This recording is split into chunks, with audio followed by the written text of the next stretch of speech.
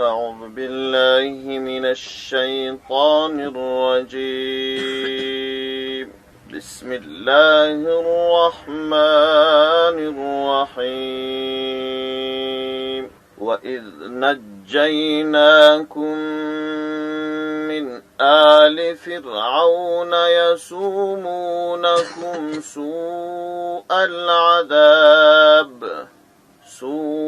العذاب يذبحون أبناءكم ويستحيون نساءكم وفي ذلكم بلاء من ربكم عظيم صدق الله العلي العظيم.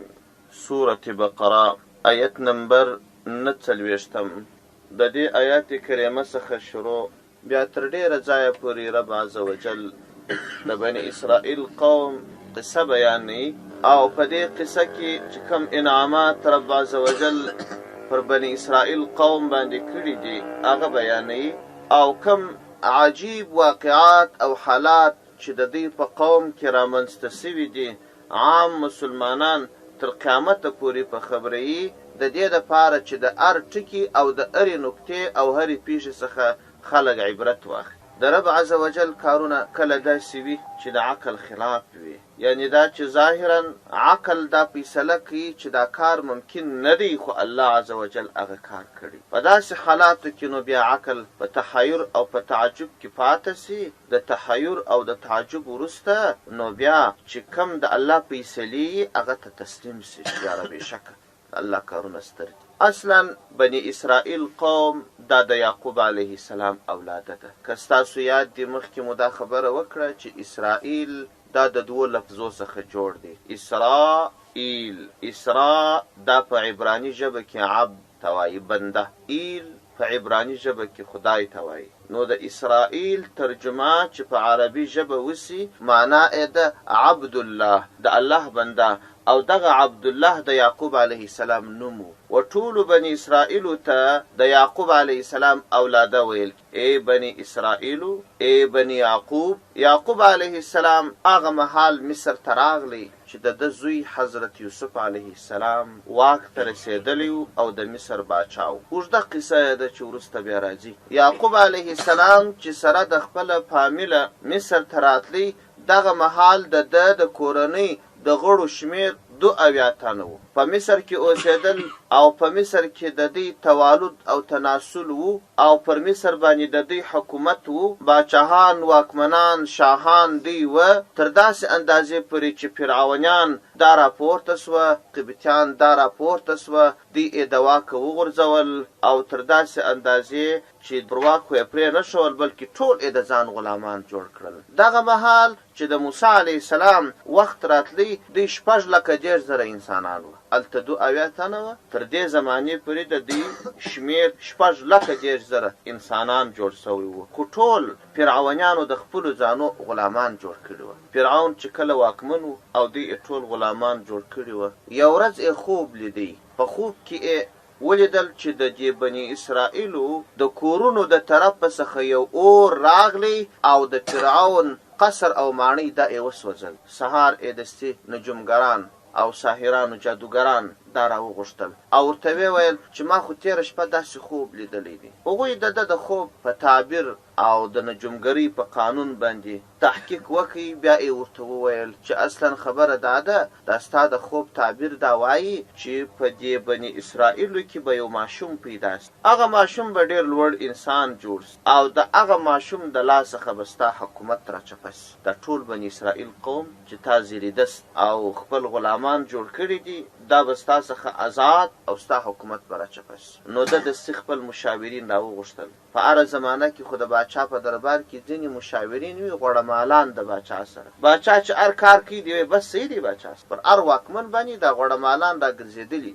باچا که ښه کار کوي که بد کار کوي دی ټول ورته ایدوي. دوی فکر کوي چې باچا په کومه خبره خوشحاله کېږي او دم هغه خبره ورته دې ته نه ګوري چې خلک خوابدي کېږي که خوشحاله کېږي، دې ته نه ګوري چې دا د حل لاره ده که د حل لاره نه ده، دې ته نه ګوري چې د الله پر مخلوق ظلم کېږي که نه کېږي، بس چې د ده واکمن قدرتمن څنګه خوشحاله کېدی. او دا غوړمالان بیا هغسې خلک چې کله دا واکمن د واکه وغورځېدی بیا چې پر سړک پروت وي آسان پکښې خیږي راپورته کوي اعلانه. ځکه خو دا غوړمالان چې حق پټوي مازې دا واکمنان خوشحاله کوي، د ده هدف خو دوستي نه ده، د ده هدف خو فقط یو امتیاز لاسه راوړل دي. اوس نو چې دی په پښو کې پروت دی نو اوس خو هغه دته ګټه نشي رسولی، دی نور څه کوي نو؟ خیر دا د ده په دربار کې چې مشاورین د ده وه هغو ورټول بس باچا صاحب دا خبره صحیح بالا فیصله وکړه د بني اسرائیل قوم چې هر څه ماشومان پیدا کېږي بالا یې تر تیغ تېروه، تر چاړه یې تېروه، وژنه یې، ذبحه کوه یې. بس دور سمه د دغه تاریخ وروسته چې د بني اسرائیل قوم هر څه ماشومان پیدا کېدل ده به تر تیغ تېرول، ذبحه کول به یې. دلته الله جل جلاله هغه خبره ده بني اسرائیل قوم ته وریادي وَإِذْ نَجَّيْنَاكُمْ مِنْ آلِ فِرْعَوْنَ يَسُومُونَكُمْ سُوءَ الْعَذَابِ يُذَبِّحُونَ أَبْنَاءَكُمْ وَيَسْتَحْيُونَ نِسَاءَكُمْ. هغه وخت در یاد کړئ چې موږ د فرعون د ظالم قوته څخه موږ تاسو ته نجات درکړو، هغو به ډول ډول عذابونه تاسو ته درکول، ستاسو زامنان به یې تر تیغ تېرول، وژل به یې، او ستاسو لوڼې به یې ژوندۍ پرېښول. د دې څخه الله خلاص کړله. د فرعون ظالم تیغ، ظالم زړه، ظالم قوت د بني اسرائیل قوم ماشوم اولادونه تر تیغ تېرول، د مور پلار په مخ کې به یې سر ورپرې کاوه، وژل به یې. دا سلسله روانه وه تر ډېره وخته. یو وخت چا باچا ته وویل، یو چا فرعون ته وویل چې ښه دا د بني اسرائیل قوم ماشومان خو ته وژنې او ورځ تر بلې یې ښځې او لوڼې یې پرېږدې، نو اخر خو به دا بني اسرائیل دا موجوده ځوانان دا به زاړه سي، زاړه خلک به وفات سي، نو بیا به خدمت په چا کوې؟ دا خو به دا ټول خلک هلاک سي، دا کسته قوم د دې نسل به ختم سي، ستا د خدمت به څوک پاته نه وي. نو بیا ول څنګه وکم؟ ول داسې وکړه د بني اسرائیل قوم یو کال چې ماشومان پیدا کېږي هغه ټول پرېږده، مې وژنه. بل کال چې بیا پیدا سو هغه ټول وژنه، یو کال یې وژنه، یو کال یې پرېږده. ده هم دغه حکم تطبیق کړي، یو کال به یې د بني اسرائیلو ماشومان وژل، بل کال به یې پرېښول. په کم کال چې ده اعلان کړی و چې 6 کال ماشومان نه وژل کېږي، په دغه کال باندې د موسی علیه السلام ورور هارون علیه السلام پیدا سو. هارون علیه السلام تر موسی علیه السلام مشر، هغه ښه ازادانه د مور پلار په غېږ کې اوسېدی، ځکه په هغه کال خو ماشومان نه وژل کېدل. دا بل کال حضرت موسی علیه السلام پیدا سو. موسی علیه السلام په هغه کال پیدا سو چې په هغه کال ماشومان وژل کېدل.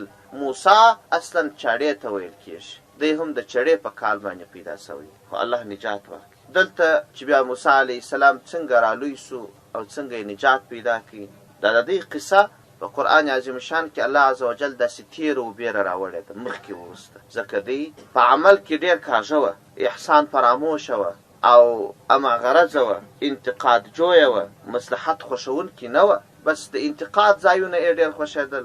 احسان چې به هر چا ورسره وکړي هغه به یې هېرېدی، د عیبو په ځایو پسې به ګرځېدل او د مصلحت لاره چې به پر هغه به نه تلل. داسې کارونه په دې کې وه. دا د دې اعمال چون بد وه، دا قصه یې داسې مخکې وروسته راوړل سوې. خیر الله جل جلاله موسی علیه السلام د فرعون په کور کې لوی کړي او الله جل جلاله موسی علیه السلام پیغمبر کړي چې ولاړې مدین ته د هغه څخه بېرته رالی. الله عز وجل پیغمبر کړي و، بیا یې فرعون ته دعوت ورکړي، فرعون قبول نه کوي. بیا یې ډېرې زارۍ ورته وکړې چې پرېږده دا بني اسرائیل قوم مظلوم قوم دی، نور ظلم مه پر کوه، د غلامۍ څخه یې آزاد که، زما سره خپل قوم پرېږده. فرعون نه منل. اخر الله جل جلاله حکم ورته وکړي چې ای موسی ځه د شپې په تیاره کې ته ځه خپل قوم دې هم د ځانه سره بوځه، زه نجات درکوم. موسی علیه السلام خپل ټول قوم پوه کړي چې نن شپه اوس ځو دا ښار پرېږدو. موسی علیه السلام سره د دې ټول قوم د شپې روان سو. شپه یې ټول مزل وکړي. سهار چې رڼا سوه د فرعون د قوم خلک چې هغو ځانونه سرداران بلل، بني اسرائیل یې غلامان وه، یو د بل پوښتنه سره وکړه چې بني اسرائیل چیرې دي؟ یو وویله چې زموږ د کوره څخه یو څه زر او څه د استعمال شان یو ډول په موږ کې واده دي، خوشحالي ده، موږ ته رخصتي راکړه. ابل وویل چې ما ته هم دا خبره وکړل. ابل ویل ما ته هم دا خبره وکړل. ښه ټول واده ته تللي وه، دا زرګونه کورونه چې راغله ویې کتل د بني اسرائیلو کورونه ټول خالي. فرعون خبر شو، فرعون ته ډېر قهر ورغلی. ښه زما غلامان دومره سوه چې بیخي زما د خبرې قدر نه کوي او پر خپل سر باندې ځي. نو یو غټ فوج یې تیار او تکې تورې درېشي یې په واغوستلې، د ده په عقیده د قهر او د غضب درېشي. غټ فوج یې په خپله کومنده روان کړي، پر اسانو سپاره سوه، ډېر تېز ولاړل. څه وسلې و سلای و، د دوی سره څه د قوت شان وه، دا یې هم ټول ورسره واخ مزل یې وه. نو فرعون خو د هغه زمانې تر ټولو ستر باچا و او ډېر اسباب یې وه، ډېر عجیبه اسونه یې وه. ډېر ژر یې بني اسرائیل قوم لاندې. بني اسرائیل قوم دغه مهال بحر قلزم ته رسېدلی و، غټ دریاب، شاته دی ور ورسېدل. که څه هم بني اسرائیل قوم نارې کړله چې ای موسی دا اوس څنګه خبره سوه؟ شاته فرعون رالی سره د خپلو پوجونو او مخ ته دریاب رالی، موږ ته خو د تیښتې لاره نه ده پاته. موسی علیه السلام ورته وویل تاسې صبر وکړئ، د الله نه سره ډېر نږدې. کله چې دریاب ته نږدې سول، الله جل جلاله موسی علیه السلام ته حکم وکړي چې ته په دې خپله لکړه باندې دا دریاب ووهه. موسی علیه السلام چې په خپله لکړه باندې دریاب ووهئ، په دریاب کې 12 کوڅې جوړې سوې. دا د یوه طرف اوبه یوې خوا ته ولاړه دی، د بل طرف ته بلې خوا، د منځ د یې پورته سولې لکه یو سوپ غوندې داسې یوه کوڅه جوړه سوه. 12 کوڅې وې. دوی پر هره کوڅه باندې 50 زره نفر وروان سوه، ټول په خیر و عافیت باندې تر دې دریاب ووتل. فرعونیان چې ورپسې راغلل هغه غرق سو. دوی چې کله پرې وتل بیا یې زړه قرار نه کاوه، ول فرعون به نه غرق سوی. فرعون سره د خپله قومه ټوله غرق سو. فرعون چې غرقېدی دغه مهال یې نارې کړې ول زما پر هغه رب باندې ایمان دی چې د موسی علیه السلام او د هارون علیه السلام ایمان دی. خو دا خبره بشپړ نه کړله چې جبرائیل علیه السلام یو موټ خټه راواخیستل، په دې خوله کې یې وویشتې، ول الآن اوس ایمان راوړې؟ دا دومره کلونه چې دعوت موسی علیه السلام درته کاوی او دا دومره معجزې چې درته ښکاره کولې، دا دومره دلایل چې درته پېښول، تا هېڅ ایمان نه راوړې. اوس چې ستا د دنیا څخه نور تعلق قطع کېږي، هیلا کېږي، اوس ایمان راوړې؟ دا ایمان قبول نه دی. الله عز وجل بیا الله جل جلاله فرعون سره د خپلو ملګرو په دریاب کې د دریاب څنډې ته وغورځاوه چې بني اسرائیل یې په خپلو سترګو وویني چې او فرعون دا دی غرق سوی. دغه انعام چې الله جل جلاله بني اسرائیل قوم د دومرې لوی توپانه څخه خلاص کړي، د دریاب د توپانه اخلاص کړل، په دریاب کې لارې ورته جوړې کړلې او د دوی دشمن یې غرق کړي. دغه یادونه هم الله جل جلاله په دا پسې آیات کریمه کې کړې ده. وَإِذْ فَرَقْنَا بِكُمُ الْبَحْرَ فَأَنْجَيْنَاكُمْ وَأَغْرَقْنَا آلَ فِرْعَوْنَ وَأَنْتُمْ تَنْظُرُونَ. دوهم انعام وایي دا در باندې کړی دی چې دریاب مو لارې کی او تاسو ته مو نجات درکړي. فرعون سره د خپلو فوجونو مو هلاک کړي، تاسې مو ورته کتل. بیا چې هلته ولاړه د دریاب اخوا ته د تیه په میدان کې اوسېدل. ډېر انعامات الله تعالی جل جلاله هم ورباندې کړي دي، هغه بیا په نور آیاتو کې بیانېږي. خو دلته په دې آیاتو کې چې کومې نکتې بیان سوي دي هغه زه وایم. هلته څه وخت واوسېدل، الله جل جلاله موسی علیه السلام ته حکم وکړي چې یوه میاشت روژه ونیسه او یوه میاشت اعتکاف وکړه. بعد میاشتې څخه به د تور په غره کې الله جل جلاله د تور په وادي کې تاته کتاب درکړي، هغه کتاب ستا او ستا د قوم دپاره هدایت. موسی علیه السلام چې یوه میاشت روژه ونیول، بعد میاشتې څخه یې ښه ښایسته مسواک ووهئ د دې دپاره چې د لوی رب سره خبرې کوي، په پاکه خوله خبرې ورسره وکړي. د چې مسواک ووهئ، رب عز وجل خبرې ورسره وکړلې او ورته ویې ویل چې مسواک دې ولې ووهه؟ ورته ویل یا رب ستا سره د احترام په خاطر چې زه د لوی رب عز وجل او د سپېڅلي رب سره خبرې کوم، روژه مې نیولې ده، یوه میاشت مې اعتکاف کړی دی، نو ښه اودس مې تازه کړي او مسواک مې ښه ووهئ د دې دپاره چې خوله مې ښه پاکه سي او د پاک رب سره خبرې وکړم. الله جل جلاله ورته وفرمیل چې د روژاتي د خولې بوی ما ته د مشکو تر بوی هم بهتر، نو ته 10 ورځې نوره روژه ونیسه، بیا به خبرې کوو. موسی علیه السلام 10 ورځې نوره روژه ونیول. وروسته تر 10 ورځو الله جل جلاله تورات ورباندې نازل. موسی علیه السلام چې هلته په اعتکاف و په روژو نیولو اخته و، دلته د ده په قوم کې د هارون علیه السلام د خپل قوم امیر جوړ کړی و او دا یې ورته ویلي و چې پام دا زما قوم د څخه ګمراهان نسي. د ده چې شپې هلته ډېرې واوښتلې، د ده په قوم کې یو سړی و سامری نومېدی. تفسیر لیکلی دی چې دغه سامری دا ولد زنا و، مور یې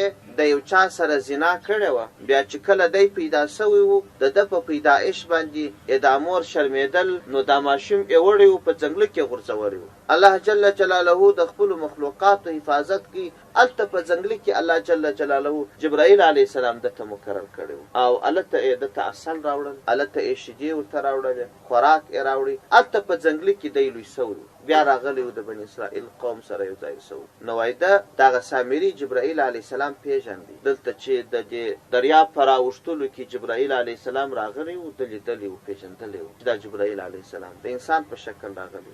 دې سامري یو فساد وکړ. هغه فساد ادعا وکړي و بني اسرائیل قوم ته اعلان وکړي چې ای قومه ستاسو یاد دی چې موږ راوتو، تاسو ټولو د فرعونیانو څخه زر ګېڼې کالي را جمع کړل، یاد مو دي؟ نو دا خو د فرعونیانو وه، دا خو حرام دي تاسو ته، دا خو تاسو ته روا نه وه، دا خو فقط تاسو هغو ته مغالطه ورکول چې موږ واده ته ځو، خطا ایستل مو ځان په خلاصوئ. نو استعمال خو تاسو ته روا نه دی، دا خو د بل شیان دي، راوړئ دا شیان را جمع کړئ چې ټوله وسوځو. سامري و هارون علیه السلام ته هم وویل چې دې قوم ته اعلان وکړه چې دا شیان راوړي. هارون علیه السلام هم اعلان وکړي ور وشوئ، دا خو د بل چا شیان دي، راوړئ، د دې استعمال تاسو ته روا نه دی، راوړئ ټول شیان را جمع. سامري هم دا شیان را جمع کول. نو بیا یو غټ لوښی په هغې کې دا زر اچول، اور یې تر لاندې کړی و، ویلې کول یې. یو روایت کې راځي وایي ده په موټ کې یو شی نیولی و، رالی هارون علیه السلام ته ودرېدی او ورته ویې ویله چې دا زما زر، زه غواړم ویې سوځم، خو ته به یو کار کوې، ما ته دا دعا وکړه چې یا الله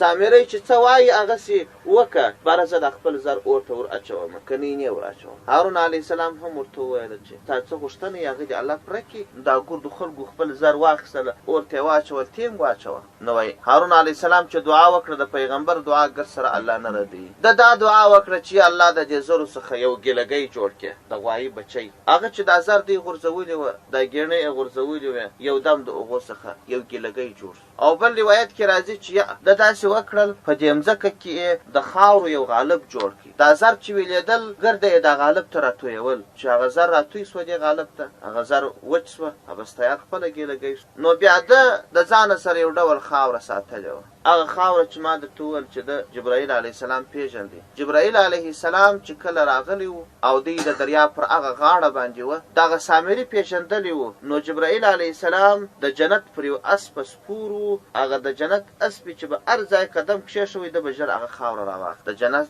اسپه وه، په هغه کې دا تاثیر پروت و چې په دې خاوره کې به یو ډول اثر پیدا کېدی. هغه خاوره یې ساتلې وه. دلته چې دا ګیلګۍ یا د هارون علیه السلام په دعا یا خپله په دې غالب جوړ کړي، بیا د ګیلګي په خوله کې دغه خاوره ور پوکړل، هغه ګیلګۍ ژوندی سو، چغې و نارې یې ویلې، ده هم نارې کړلې و راځئ راځئ موسی علیه السلام څونه وځنډېدی، د هغه څه خدای ورک دی، دا دی خدای. دا جهالت الله جل جلاله د دې یادوي په دا آیت کریمه کې چې موږ موسی علیه السلام ته وعده ورکړې وه، وإذ وعدنا موسى 40 ليلة ثم اتخذتم العجل من بعده وأنتم ظالمون ثم عفونا عنكم من بعد ذلك لعلكم تشكرون. موسی علیه السلام هلته تللی و چې تاسو ته د هدایت کتاب راوړي او تاسې دلته د ګیلګي عبادت شروع کړي. بیا الله عز وجل عفو درته وکړل او بیا الله جل جلاله موسی علیه السلام ته کتاب او د حق او د باطل ترمنځ توفیر کوونکی ورک، د دې دپاره چې تاسې پر هدایت سي. هغه کتاب یې راوړئ، تاسې ولیدئ. دا څو انعامات سوه، درې ستر انعامات سوه، او د کتاب او د هدایت د راتګ سره نو 4 ستر انعامات. د دې یادونه الله جل جلاله کړې ده. راځئ د آیاتونه را ترجمه کړو. وإذ هغه وخت د یادولو وړ دی، نجیناکم چې الله جل جلاله تاسو ته نجات درکړي، من آل فرعون د آل څخه د فرعون، یسومونکم چې رسول یې تاسو ته کول، سوء العذاب بد عذاب به یې تاسو ته درکوي، قسم عذابونه. د قسم عذابونو څخه یو دا و، یذبحونه چې ذبحه کول به یې تر تیغ به یې تېرول، ابناءکم زامن ستاسو، ویستحیون او ژوندي به یې پرېښولې، نساءکم لوڼې ستاسو. وفي ذلکم دا ذالي اشاره ده و دې نجات ته، وفي ذلکم په دې نجات کې بلاء نعمت دی. د دې بلاء که د ذالکه اشاره و نجات تسی نو د بلاء څخه معنا نعمت دی. وفي ذلکم په دې نجات کې تاسو ته وایم بلاء نعمت دی، من ربکم د رب څخه ستاسو، عظیم چې ډېر لوی نعمت. او که چیرې ذالک اشاره سي و دې عذاب ته، نو بیا د بلاء څخه مطلوب عذاب دی. وفي ذالکم په دغه عذاب کې یا په دغه وژلو کې د فرعون ستاسو د اولادو بلاء تکلیف ستاسو د پاره، عذاب ستاسو د پاره، من ربکم د رب څخه ستاسو عظیم ډېر لوی. او یادا چې ذالکم دا اشاره و عذاب او نجات دواړو ته ده، چې یو عذاب و بیا نجات راغلی. نو که چیرې اشاره و عذاب او نجات دواړو ته سي، نو د بلاء څخه مطلوب امتحان دی. وفي ذالکم په دغه عذاب او نجات دواړو کې بلاء امتحانو من ربکم د رب څخه ستاسو عظیم ډېر ستر امتحان. او بل نعمت الله عز وجل دا پر تاسو باندې، و اذ هغه وخت یادولو وړ دی فرقنا چې موږ بیل کې ومچاوي بكم پر تاسو باندې البحر دریاب، فانجیناکم الله جل جلاله تاسو ته نجات ترک، واغرقنا او موږ غرقي آل فرعون آل د فرعون سره د خپل فوج مغرق و انتم تنظرون، تاسو هم ورته کتل. د دریاب څنډې ته الله درته راوغورځوي، دا غټ بدماشان الله عز وجل په د خاورو سره خاورې کړل. او بل نعمت دا و اذ هغه وخت یادولو وړ دی وعدنا چې موږ وعده ورکړه موسی علیه السلام ته 40 لیله 40 ورځې 40 شپې یو 40 بیا لس. ثم اتخذتم العجل بیا تاسو ګیلګۍ په خدایي ونیوئ من بعده وروسته تګ د موسی علیه السلام وانتم ظالمون تاسو ظالمان واست. ثم عفونا عنکم بیا موږ تاسو ته عفو وکړه من بعد ذلک وروسته تاسو تر دې ستر ظلم لعل د پاره د دې چې کوم تاسو تشکرون شکر ادا کړئ چې موږ ګناه کړی و الله راته عفو وکړه، دا خو د خوشحالۍ خبره ده. او اذ هغه وخت یادولو وړ دی آتینا چې موږ ورکړي موسی علیه السلام ته الکتاب کتاب د تورات والفرقان او هغه بیلونکي د حق او د باطل په منځ کې لعل د پاره د دې چې کوم تاسو تهتدون تاسو پر هدایت سي. دا بل ستر نعمت چې وروسته کوم نعمتونه دي هغه الله جل جلاله یادوي.